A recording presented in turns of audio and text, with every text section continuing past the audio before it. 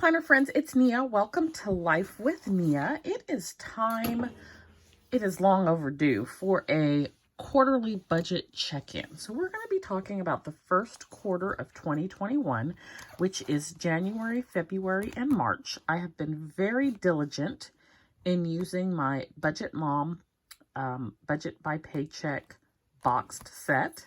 And so these are the first 3 months of the year. I have tabulated everything, and I want to talk about where I am now in comparison to where I thought I would be or expected to be at the 3-month mark.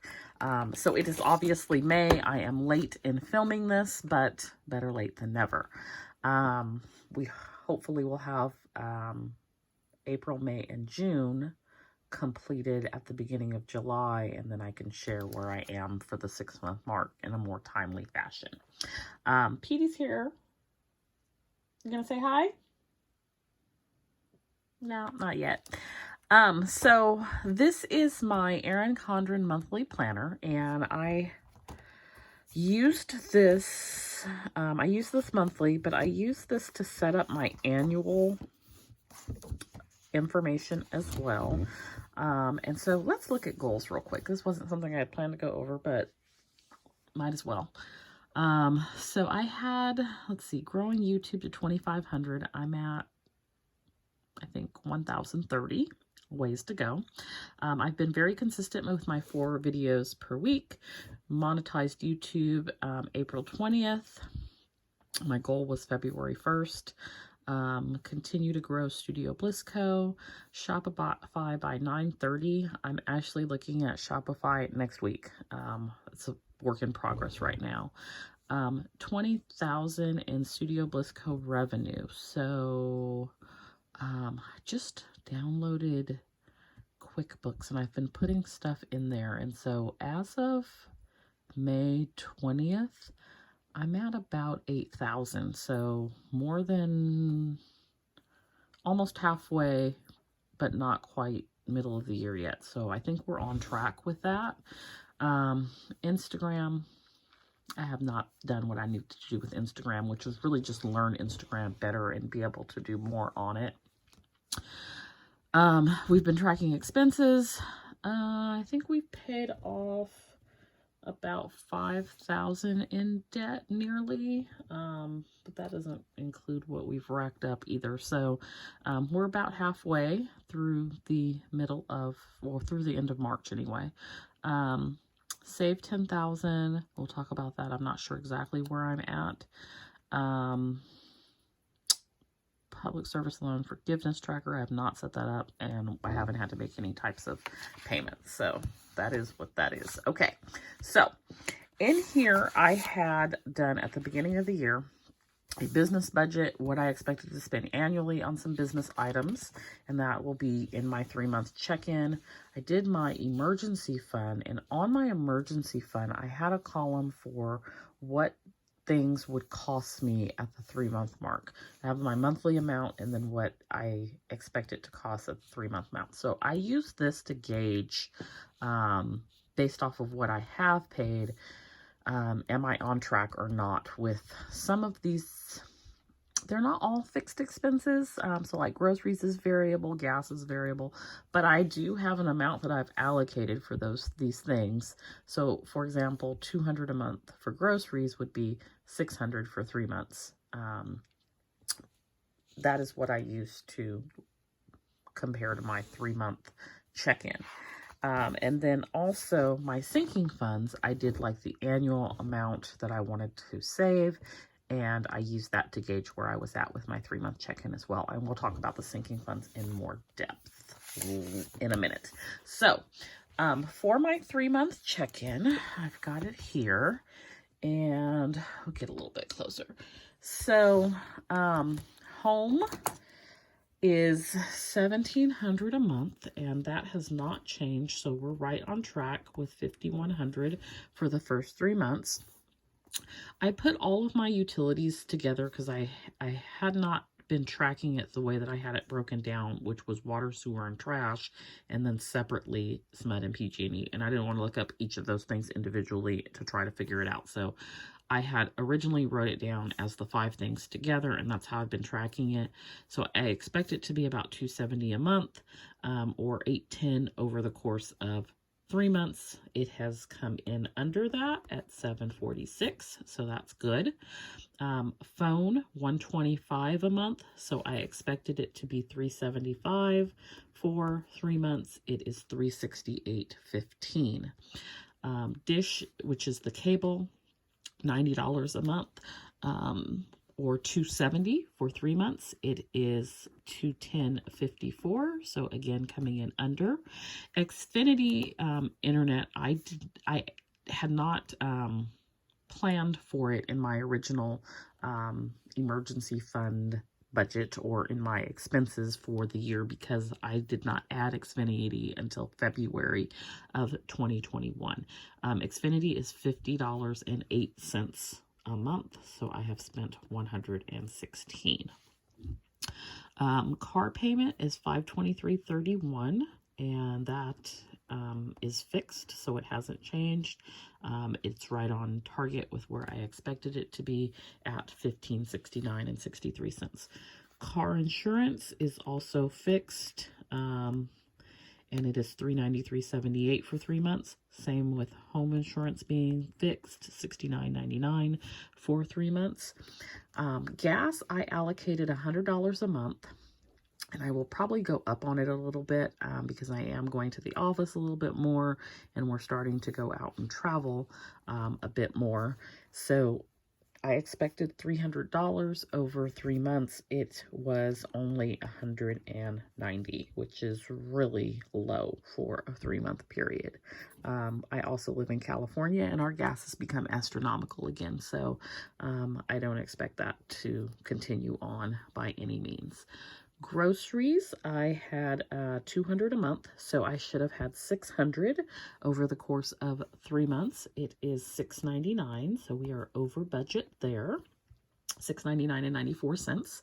Household is a difficult one for me. I give myself $60 in cash, in a cash envelope, for household related items, but I allocate about $100 a month because I know I'm going to spend for some other things that are not from my cash envelope, and I have gone over in this category. So I expected $300. It's been $636.13. That's an area we need to work on. This loan is $116.74. It is fixed, so $350.22 for 3 months came in as expected. Microsoft is fixed, so $20.97 as expected. Instant Ink, the plan that I was on, was $20.46. I had to upgrade to a different plan because I was blowing that one out the water, so I think it's now $26.93. So we came in at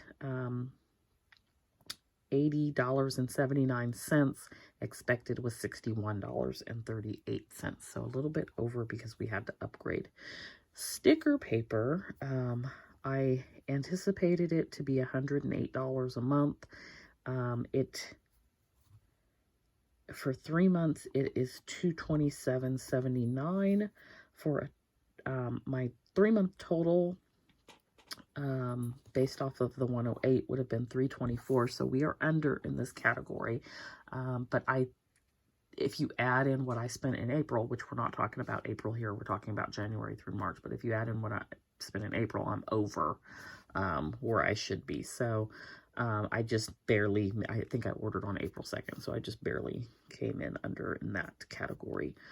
Art, for my sticker designs, I allocated $20 a month, so that would be $60 over the course of 3 months. I'm at $66.23. Blades for my cutting machine, $333. Or $99 for 3 months. I'm at $29.82, and that is only one order. I really did not estimate some business items that well. I did not expect, but prayed for my shop to grow the way that it has. And so I did not think I would be going through some things as much as I have been. Mats is another area. I expected it to be $7.50 for 3 months. It was $13.95. Mailers, which are the hard rigged mailers, I expected it to be $43.74 for 3 months. It is $93.71. Cello bags, which is what I put the stickers in, I expected it to be $7.50. It was $34.32. Now, I will say, I think I'm good on mats right now. I think I'm good on blades. I'm not sure. And I probably have a month's worth of mailers left. So, you know, I think this may balance out a little bit come the next quarter. Silhouette is a fixed expense that I pay every month for the subscription. So that came in at $11.97 as expected. Same thing with the Design Studio, $23.97 as expected. I did not have really a dollar amount for debt. The total amount that I have paid is $4,967.15. That does not include this loan, which is debt, but it's not included in this number, and it does not include the car payment. So this is more of like credit cards and other debt. Sinking fund / savings has been a total of $2,913.07. So all in all, there are a few categories where I'm over, and there's a few categories where I'm under, and then there are some where I am spot on. It's like a pretty good balance. For this, it gives me like a really good picture of like, what do I need to go back and make some adjustments on? Definitely the business area. These things I underestimated, and so I need to do a bit better job of that. And I need to check myself on this household area and see like, what is it that I'm buying, and do I really need that? Okay, so that's my 3-month check-in on expenses and where we're at with that. Now, with regards to the sinking funds, I have, these were the annual amounts that I expected for each area. I pay for my post office box twice a month. It should be coming up actually this month. Or maybe it's June. I think it's December and May, but it may be December and June. And it's $60 for a 6-month period. So I currently have $70 saved as of March 30th. So when that payment is due, the money is there. We're good to go. It's fully funded. I thought my Sam's Club membership was due in May. It's actually due in January.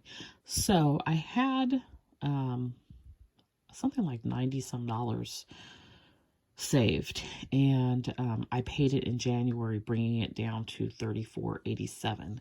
So I have not been saving for Sam's Club right now because it's not due again until January, and I have a little bit more than half of the amount that I need. So probably around September, I will start saving $10 a month, and then we will have enough to pay the membership again in January. My butcher envelope, I talked about this in my budget series, that I have an envelope specifically for the butcher because buying the meat in bulk saves money. I've decided a few months ago to change that to a butcher / bulk shopping envelope, and because I also buy items in bulk from Sam's Club. So I have $4.80, and I think $4.80 just for the butcher was way too much money. I don't spend that much, at least I don't think. I hadn't been on meat. but I may spend that much on meat plus bulk items. So right now, or at the end of March, it had $160 in it. And the last 2 months, so April and May, I've put in 40 and I've spent 40. So it's just sort of been hovering in the same spot. It's working out well at the moment. My health envelope, the goal for the year would be $300. There's currently $70.92. My tax envelope, so this is supposed to be for tax preparation and things like that. But I also add a little bit for tax payments. And I just recently had to pay the IRS $645, and so this is now empty. It had a couple hundred, like I think $400 in it in May. This is as of March 30th. It had $95. So this is an area where I need to reassess how I'm using this account and whether I'm saving enough, and maybe I need to save. So I don't know. I need to think about what I'm doing here in the tax area. Because I was also setting money aside for quarterly taxes, but that was not the purpose of this fund. But I may kind of combine it all to make it that purpose. So that's, something I need to think about. For car maintenance, I had an annual amount of $600. Car maintenance also included car expenses like registration. My registration is just a little under $300. I think that I may have underestimated this amount. I need a new windshield, which if I put it through the insurance, that's going to be $250 for my deductible. So if you take the $250 plus the $300 estimate for the registration, that puts us at $550. And that doesn't include anything else, like an oil change or if I need tires or anything else. So I probably need to adjust the amount for this fund. Right now there is $450.37 in there. And my registration's not due until, I think, August. So we've got time for that. We could do the windshield now if we really wanted to. I'm procrastinating for no reason at all. But that's where we're at on that. I'm probably going to need tires soon. So it's just like something to think about. I probably need to boost that to $1,200 or so.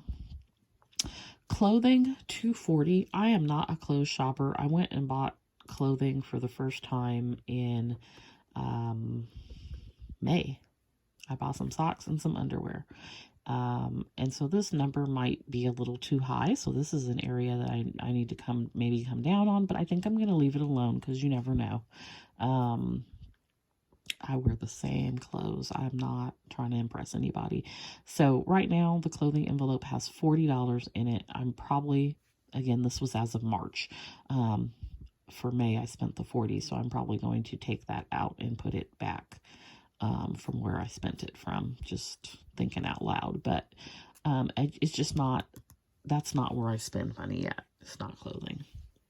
My pet fund, I have $600. I think that's a good number for the annual amount. As of the end of March, I had $79. Christmas, I have $240. And the only funding I have done with Christmas has been change, so loose change. My bank has a change machine. You dump it in there and then it deposits into your account. So it's been going into my savings account. And then when I get like little random checks, I've been getting these cash, not cash, but class action settlements that are like a few dollars. So I've been putting that in there. At the end of March, it had $50.22. And that is what we're doing for Christmas right now. I shared last year, I don't spend a lot of money for Christmas. I don't have a lot of people to buy gifts for and things. And so I don't need a whole big Christmas savings fund. So I think $240 is probably a good place to be. And I will start more aggressively saving towards it in the second half of the year. Emergency fund, 600. That's really low. And I actually had a goal of 5,000 this year for my emergency fund. And at the end of March, we were at 1105.47. I don't even know why I put 600. Probably because I'm not a saver, and that was a lot in my mind back in January when I did this. But that number really should be 5,000. So 1105 at the end of March. My home fund, which includes my 52 weeks savings challenge, is a goal of 240. That also needs to be adjusted because since making that plan in January, I need a refrigerator and I need a dryer. So it has 357 and 22 cents. My plan is to buy the refrigerator and the dryer from what do you call it? Vacation leave that I sold back to my employer. So I had 80 hours of vacation leave that I sold back, and when I receive the money for that, I will buy my refrigerator and my dryer, and I will continue to save in my home fund, but knowing how pricey a refrigerator and dryer are, maybe $240 is not the right number for my home sinking fund. Just, again, something to think about. As things start to happen, you make adjustments and you go, the direction of whatever it is that you need to adjust the sales, so to speak. My beauty fund, I had 240 for the year. At the end of March, it had 30. This is another area where I just really don't spend. 40 in my fun fund. Another area where I really don't spend. I'm probably going to take that money and spend it for my birthday, which is in June. Vacation has only been $5 bills. So when I tell you the amount, you're going to be like, how? Because that's not an increment of 5. So my goal was 600. Vacation is also more than 600, but we weren't going anywhere because, cousin Roro was here. So we may start going places again. Isn't that exciting? I went to my first lunch date in a restaurant last week, which was amazing. I hadn't been out to eat in 18 months. But I have $164 because there was $34 in an account.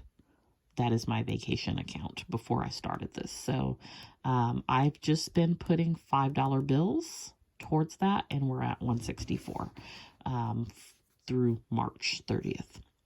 My business fund at the end of March had $83.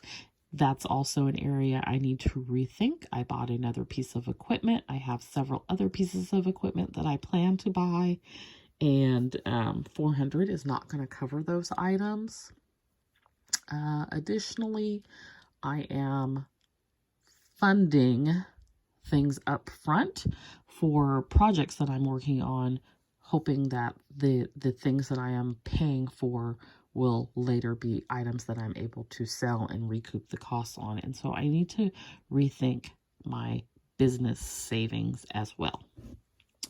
The Budget Mom Savings Challenge, I have, this was something that I don't want to say was an afterthought. I knew I was going to do it for 2021, but I didn't really think of it when I was putting together my 2021 budget.